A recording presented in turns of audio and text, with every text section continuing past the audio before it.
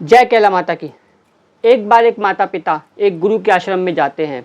गुरु जी की चरण वंदना करने के बाद वह गुरु जी के समक्ष अपने मन की बात रखते हैं।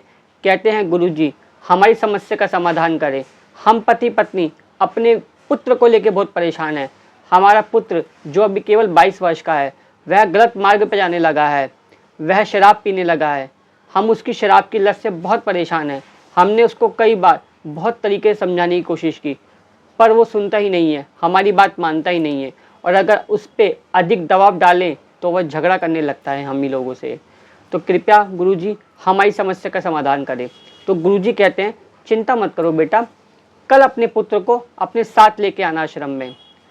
जैसा गुरुजी ने कहा था, माता पिता ने वैसा ही किया। अगले दिन वह अपने साथ अपने पुत्र को भी लेके आते हैं। तो पुत्र को गुरुजी अपने पास बुलाते हैं और कहते हैं, बेटा हमने सुना है कि तुम शराब पीते हो। तो कहता है, हाँ गुरुजी मैं शराब पीता हूँ। तो गुरुजी कहते हैं, बेटा हमारे कहने से काम करोगे? तो वह पुत्र कहता है कि गुरुजी शराब छोड़ने के अलावा आप जो बात बोलेंगे मैं करने को तैयार हूँ। तो गुरुजी कहते हैं, नहीं नहीं, हम तुम्हें छोड़ने के लिए कुछ नहीं कह रहे, बस एक काम करना, जब भी तुम शराब पियोगे एक बार हमारा ध्यान कर लेना। तो वो कहता है, इसमें तो कोई समस्या नहीं है, मैं शराब छोड़ने के अलावा सब कुछ कर सकता हूँ। जैसा आपने बोला, जब भी मैं शराब पीऊँगा मैं आपको एक बार याद ज़रूर करूँगा। तो गुरुजी कहते हैं, ठीक है बेटा, इतना ही काफ़ी है, और अगले 1 महीने के बाद तुम मुझसे मिलने ज़रूर आना। तो कहता है, ठीक है गुरुजी, मैं आपसे 1 महीने बाद मिलने भी आऊँगा।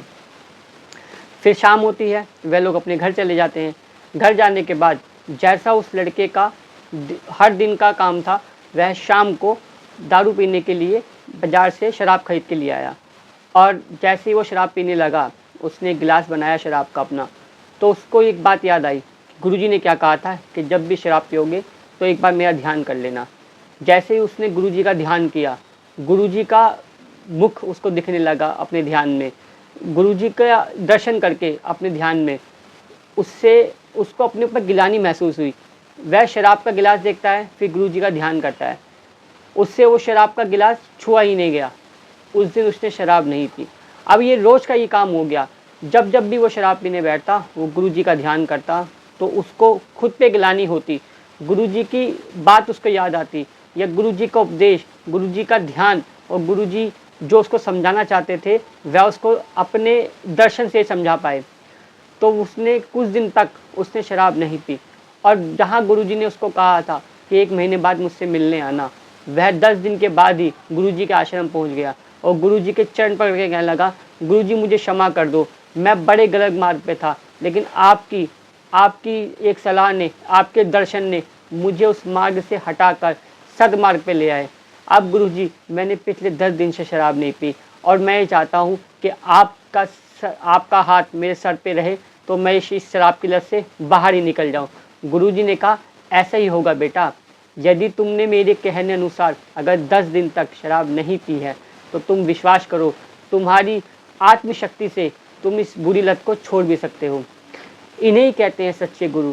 ऐसे सच्चे गुरु की वंदना करने से, ध्यान करने से, दर्शन करने से भी जो लोग बुरे मार्ग पे हैं वह सही मार्ग पे आ सकते हैं।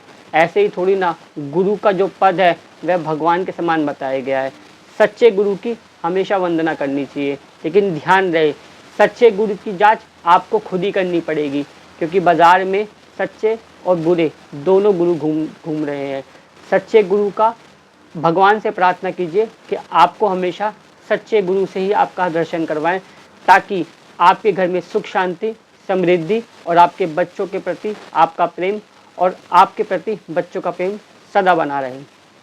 जय श्री कृष्ण, जय श्री राम।